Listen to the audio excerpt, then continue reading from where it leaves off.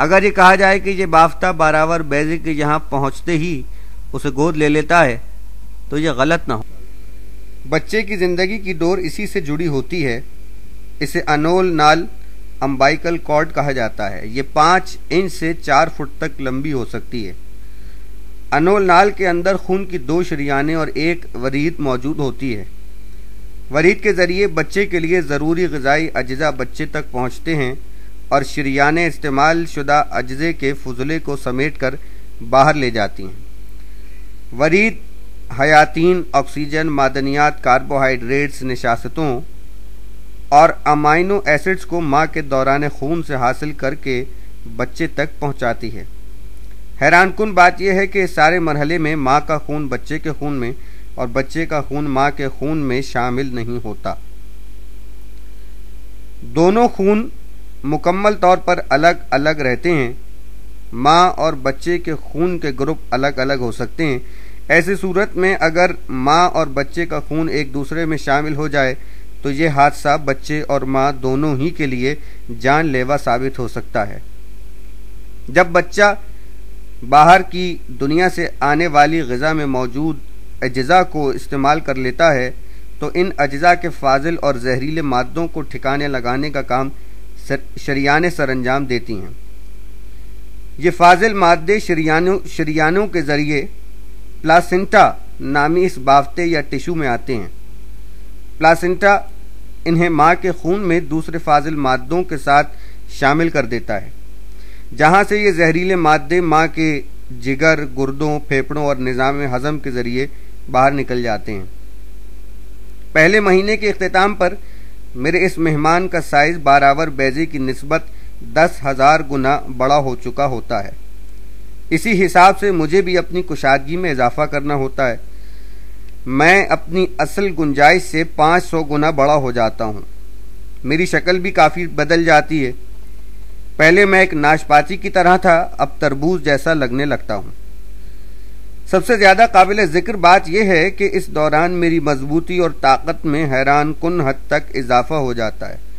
میرے عضلات یعنی پٹھوں کے ریشے ڈرامائی طور پر زیادہ بڑے اور بھاری ہو جاتے ہیں۔ اگر ایسا نہ ہوتا تو میں اپنے مہمان کے بڑھتے ہوئے وزن اور قد و قامت کی وجہ سے پھٹ سکتا تھا، خاص طور پر اس وقت جب یہ ننھا سا مہمان ادھر ادھر گھومنا اور لاتیں مارنا شروع کرتا ہے۔ یہ اضافی مضبوطی اور طاقت اس وقت میرے کام آتی ہے جب مجھے اس مہمان کو یہاں سے رخصت کرنا ہوتا ہے۔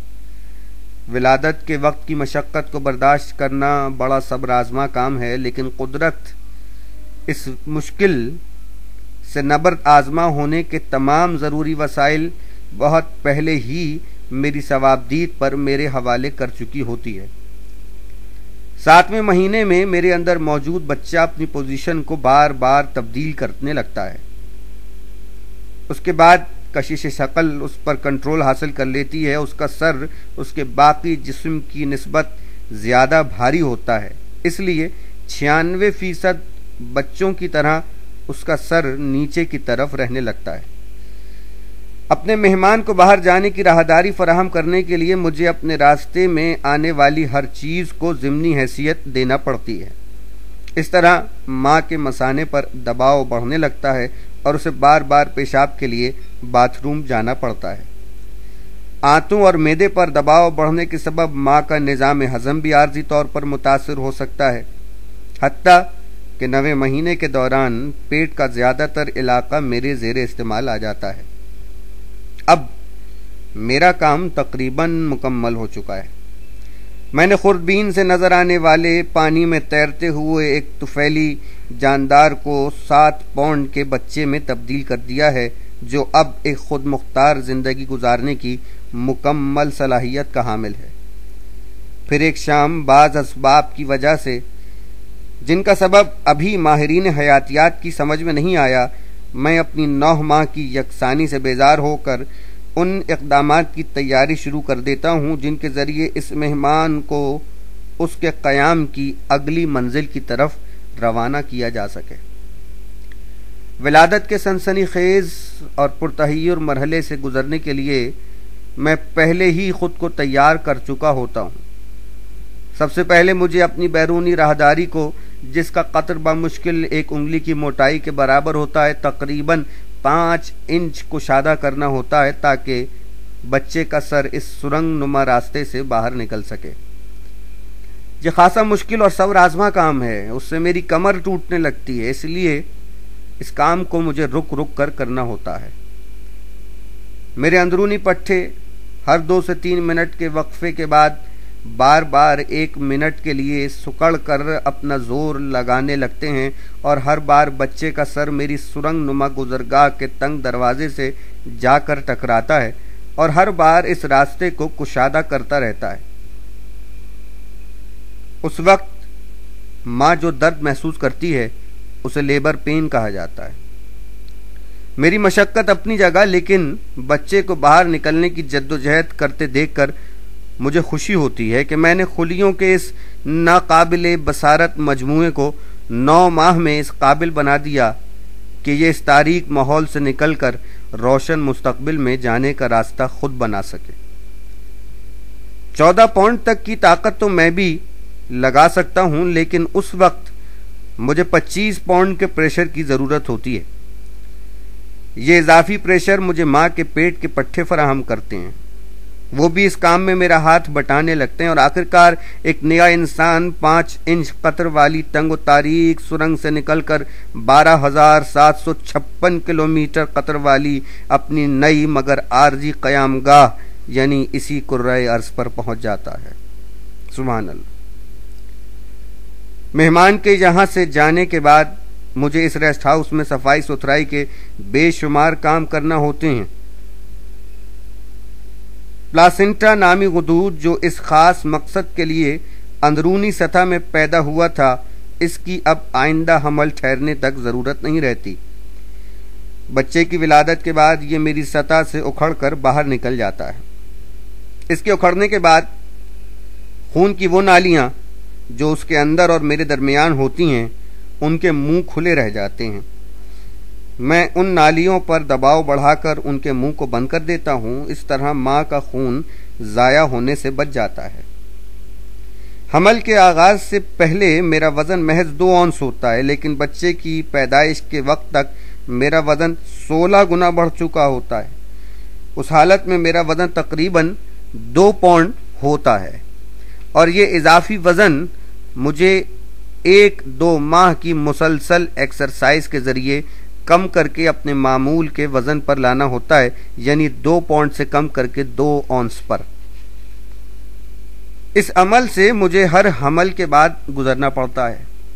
45-50 برس کی عمر کے بعد خواتین کے اندر سنیاس میموپوز کا آغاز ہوتا ہے تو مجھے اس کام سے چھٹی مل جاتی ہے اور میں بلوغت سے پہلے والی حالت میں واپس چلا جاتا ہوں۔ کسی بھی عورت کی زندگی میں میری وجہ سے کئی طرح کے مسائل بھی پیش آ سکتے ہیں، بلکہ یوں کہنا چاہیے کہ میں کسی عورت کے جسم میں وہ مقام ہوں جو اس کی زندگی میں سب سے زیادہ مسائل پیدا کر سکتا ہے۔ میرا ایک سب سے عام مسئلہ ماہانہ ایام کے درمیان شدید درد محسوس ہونا ہے۔ اس بیماری کو ڈس مینوریا کہا جاتا ہے۔ میری اندرونی سطح پر سفید رنگ کی مختلف سائز کی رسولیوں کا پیدا ہونا میری ایک اور ناگوار بیماری ہے۔ اکثر خواتین ان رسولیوں کو کینسر سمجھنے لگتی ہیں، مگر یہ زیادہ تر صورتوں میں کینسر نہیں ہوتا۔ ان کے کینسر میں تبدیل ہونے کا امکان 200 میں سے 1 ہوتا ہے۔ ماہانہ ایام سے پہلے اگر میری اندرونی لائننگ مناسب طور پر نہ بڑھے یا یہ لائننگ ماہواری کے دنوں میں میری اندرونی سطح سے معمول کے مطابق الگ نہ ہو تو ایسی خواتین کو زیادہ یا خلاف عادت خون آتا ہے۔ یہ بھی ایک بیماری ہے اور اس کا علاج DNC کے آپریشن کے ذریعے زیادہ تر صورتوں میں کامیاب ہوتا ہے۔ اس میں چمچے کے برابر کھرچنے والی ایک آلے کی مدد سے میری اندرونی دیوار پر موجود اضافی ٹیشوز کو کھرچ کر باہر نکال دیا جاتا ہے۔ اس کے بعد عام طور پر یہ مسئلہ ختم ہو جاتا ہے۔ چھاتی کے بعد میں کینسر کا سب سے پسندیدہ مقام ہوں۔ خوش قسمتی سے میری سطح اور گردن یعنی سروکس میں پیدا ہونے والے کینسر عام طور پر آسانی سے شناخت ہو سکتے ہیں۔ اگر بروقت تشخیص کے بعد فوری طور پر علاج شروع کر دیا جائے تو 90% صورتوں میں ان سے نجات حاصل کی جا سکتی ہے۔ خلاف معمول خون بہنا خاص طور پر 40 سال کی عمر کے بعد میری اندرونی سطح میں پیدا ہونے والے کینسر کی ایک عام نشانی ہے۔ خلاف معمول خون بہنے کا کوئی دوسرا سبب بھی ہو سکتا ہے، لیکن عقل مندی کا تقاضا یہ ہے کہ 40 سال کی عمر کے بعد ہر خاتون کو سالانہ پیپ ٹیسٹ ضرور کرانا چاہیے تاکہ ممکنہ طور پر پیدا ہونے والے کینسر کا بروقت پتہ لگایا جا سکے۔ خواتین کو چاہیے کہ قدرت کے اس عظیم کارخانے میں اپنی عرفہ و اعلیٰ حیثیت کو پہچانیں کہ قدرت نے انہیں اپنی مخلوق کو عدم سے وجود میں لانے کا ذریعہ بنایا۔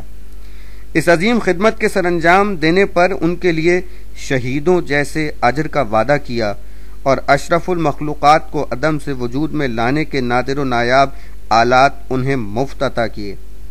میں بھی خواتین کے لیے قدرت کا ایک اچھوتا تحفہ، ایک عظیم نعمت ہوں۔